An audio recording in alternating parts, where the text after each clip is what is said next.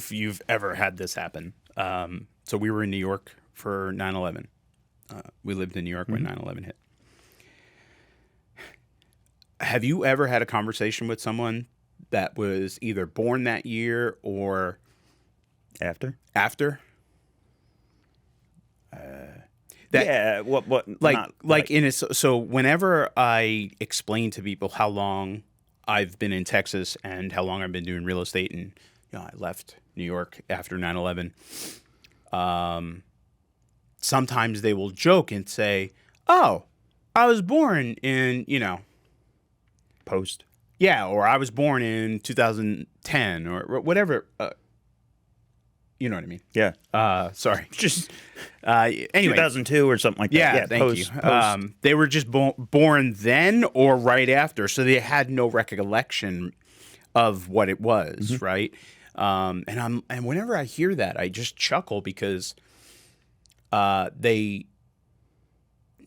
they were a little bit younger and like were babies through 9/11, they still only are learning off of the 6 to 11 curve. Most of them today are only hearing about 6 to 11. They're not hearing about the 80s and the difference from 81 to 80, and then going back, right? I've been very fortunate to have a lot of older mentors who I get to hear stories about other market cycles. And so, I don't know, I feel like I'm armed a little bit differently.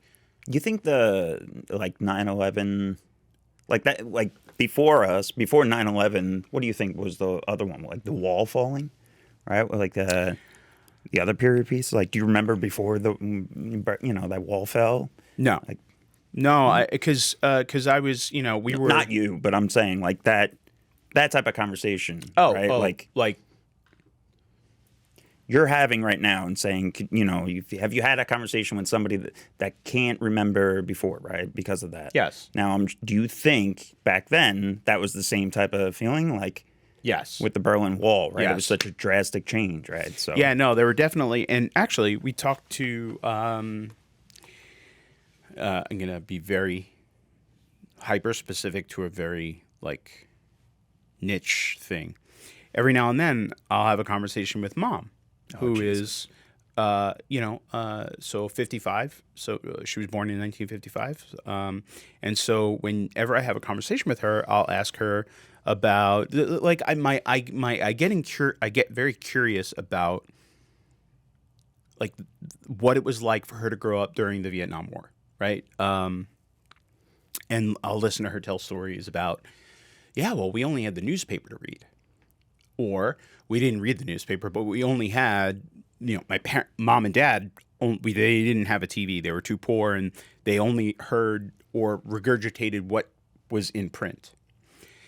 And I just ask her, what does it feel like to be in a time where it's everywhere? It's everywhere, 24/7, 365, and that's so, and she's like, it's awkward, right? It's almost overwhelming. And so I think it's interesting. Again, your access to knowledge can be a pro or a con.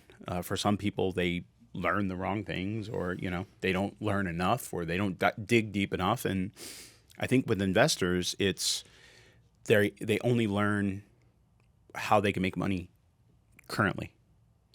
Now, today, they're very transactionary. It's not, how do I become wealthy? They see the Instagram, the cars and the bling and whatever, the Rolls Royces and stuff, and they don't realize what's behind it and how long it took to get there, or what that person, who they learned from, right? Whatever it is, whatever the story is. Well, is that theirs or is it rented, right? History repeats itself. I mean, it's a fact.